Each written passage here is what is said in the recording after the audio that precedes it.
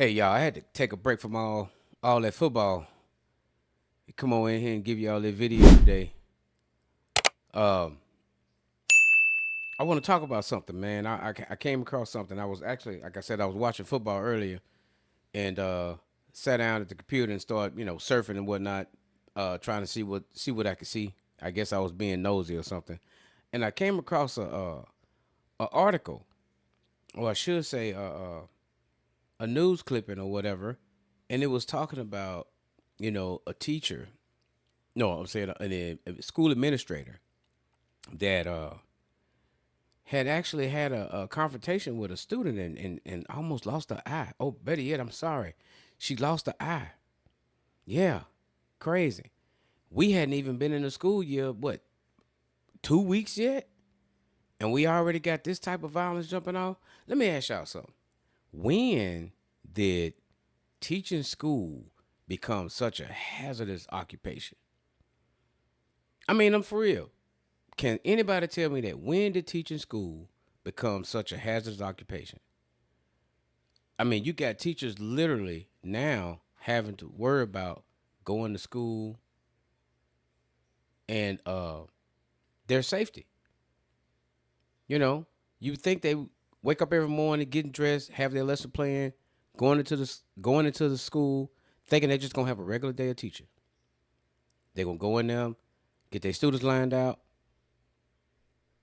go through the curriculum of that day, close up everything, and go home. Doesn't always happen like that.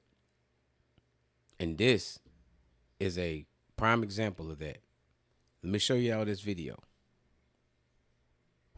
A Corsicana ISD school administrator described in graphic detail the classroom attack that left her severely injured. Hello, I'm Steve Eager. Kendra Rogers read a statement to the media, taking no questions, as she described being under attack from the moment she entered the classroom. Fox 4's Sean Rabb in studio with her story. Sean. Steve, under attack from chairs being hurled, attempting to defend herself and another administrator. She was struck by an object in the face that's taking something precious, both physically and emotionally.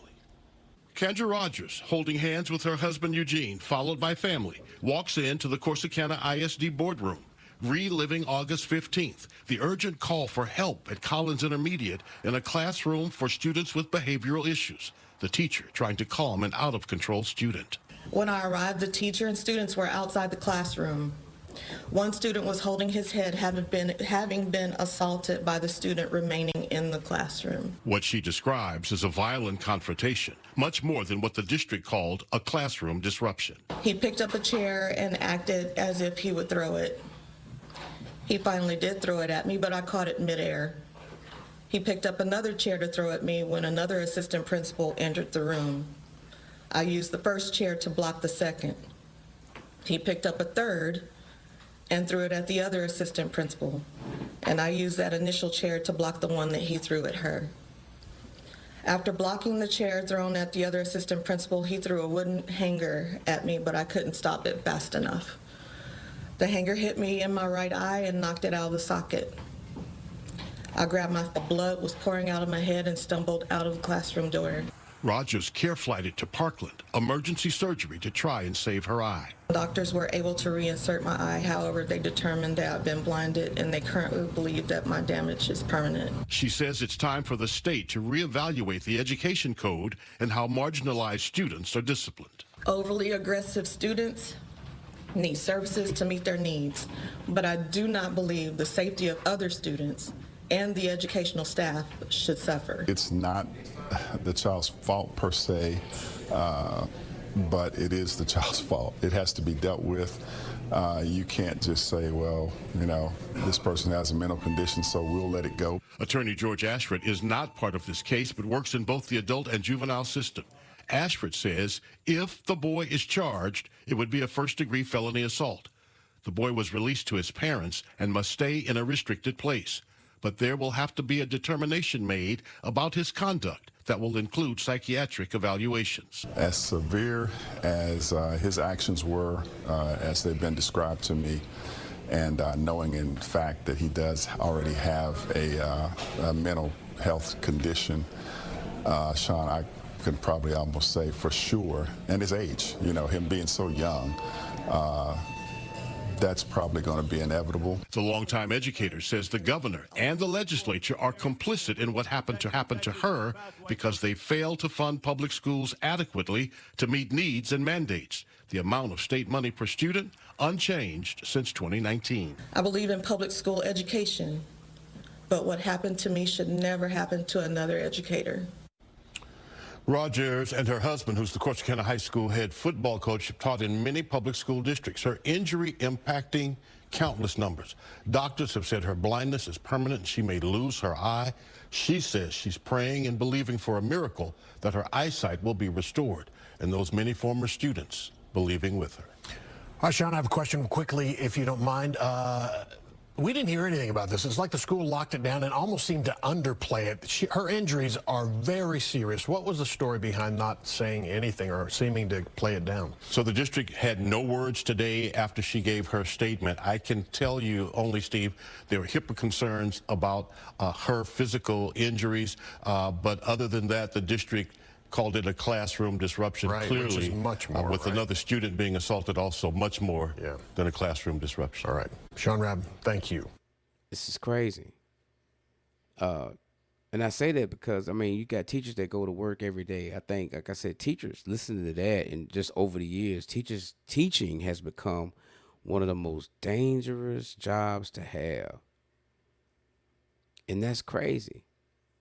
Because think about it. These people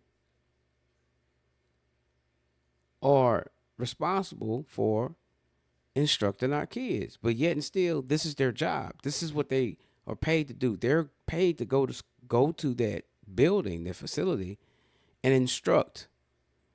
But yet, how can they effectively instruct in a hostile environment, or they in an environment where they don't even know? I mean, look at all the school shootings that's been happening over the years. This is crazy.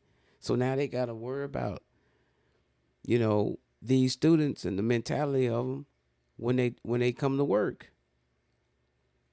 Yeah, they have metal detectors in schools. Yeah, they have security guards, you know, on the campus. But even with all that, what has that stopped?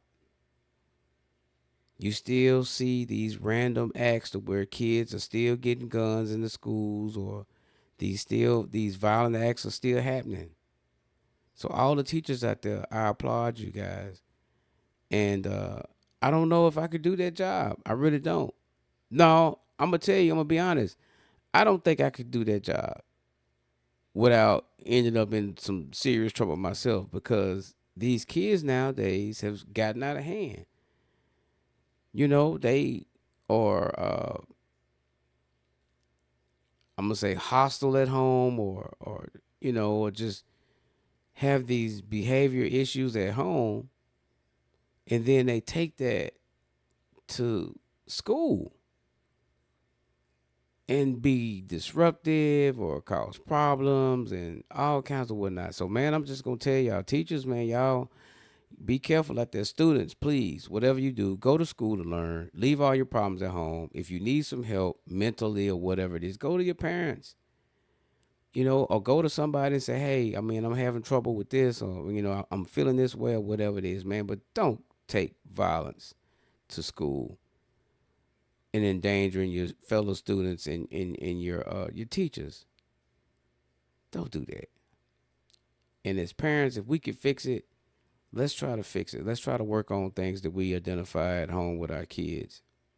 And if we see them, you know, acting a certain way, let's try to be proactive and get them some help, because it's not fair to put those teachers in harm's way as it relates to things that, you know, disciplinary actions or lack of discipline that we have either allowed in our homes.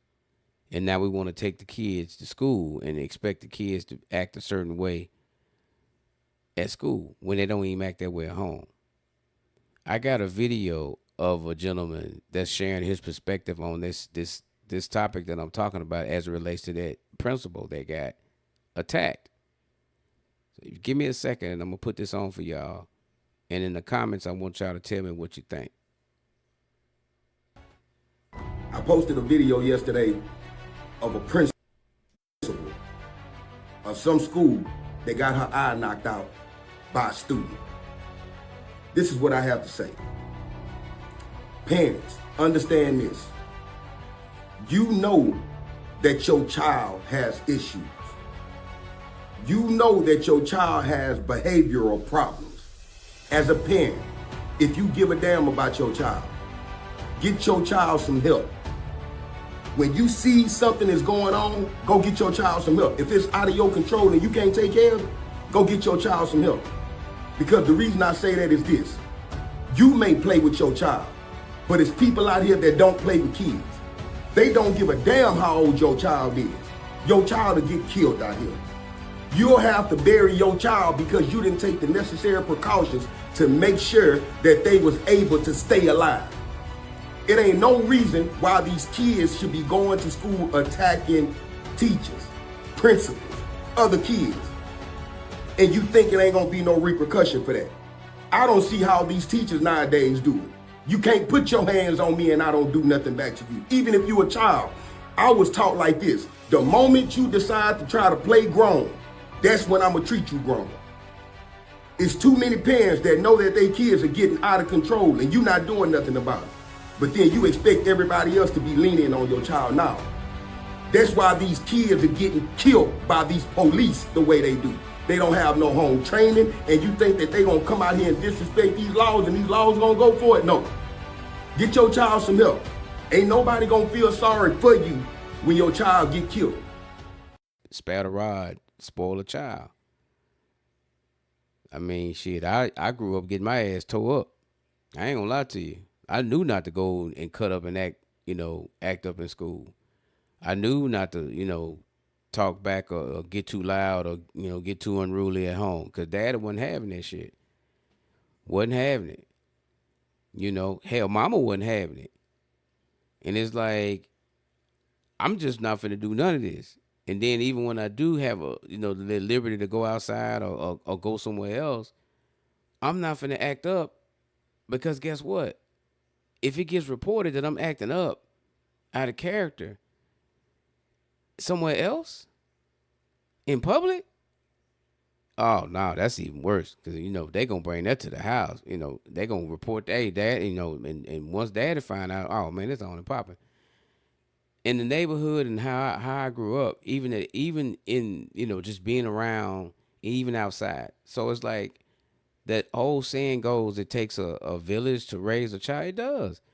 And I got disciplined by more than just my dad. If I was out in public acting up or doing something crazy out there in them streets, and my neighbor seen it or the neighbor saw it, oh man, they coming up, they pulling up. Hey, boy, Brown don't allow you to act like that. What's your problem? Oh, I'm gonna tell your daddy.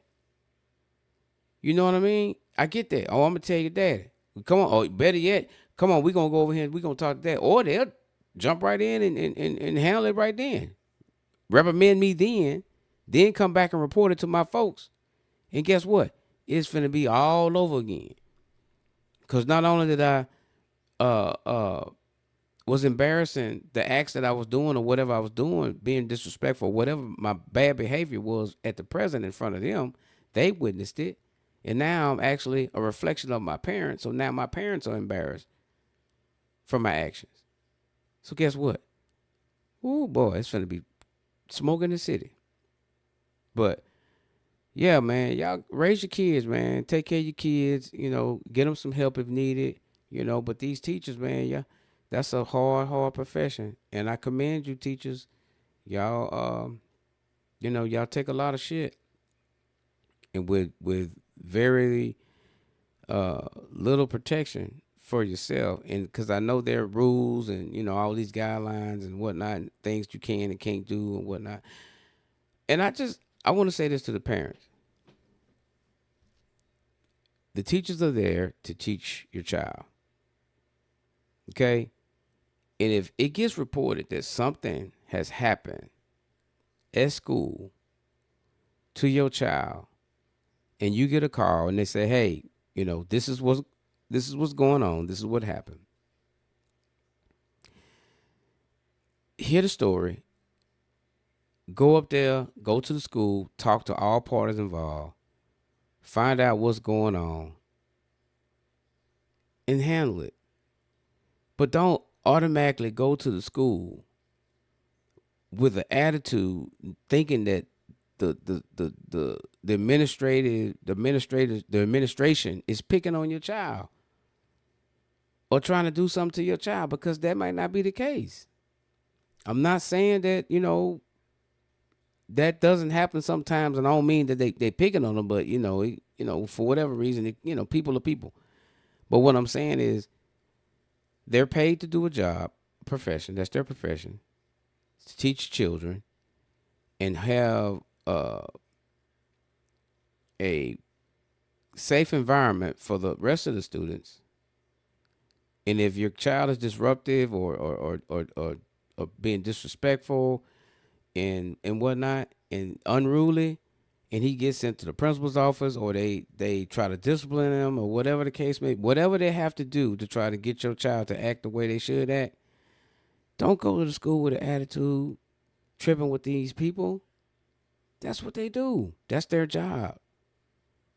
And if you go there, listen to what they gotta say. If you need to remove your child from their school and put him somewhere else, then do that. If you got to remove your child and get him to some sort of mental health or whatever, do that. Because that's what they're there for. And when it happens, make sure the child gets the help that he needs. Don't just moving from one school to another. If he a problem at one school, he gonna be a problem at another school. And if he's gone to two schools and he got a problem, there's a problem with the child. There's something going on with him. Something is going on within him that he needs to get out, express, or whatever. That's the thing that I wanted to say about that, because I know a lot of people. I got some hothead parents. I know I got some friends that's hothead, and their child can do no wrong, no matter what. The child is always right. Oh, they doing this to my baby and this, that, and the other, and blah blah blah blah blah blah blah. My daddy wasn't like that. My daddy gonna go up there. He gonna listen to what them folks say. He gonna look at me at the side of his eye, and be like, okay, we gonna take this to the house. So, just wanted to talk about that. It's a new school year, and teachers out there, you guys be safe, and students go to school, learn, and enjoy yourself. So until next time, I'm gonna leave y'all with that. Stay tuned next week to the next show. I don't know what we're gonna talk about, but I'm quite sure there will be a topic.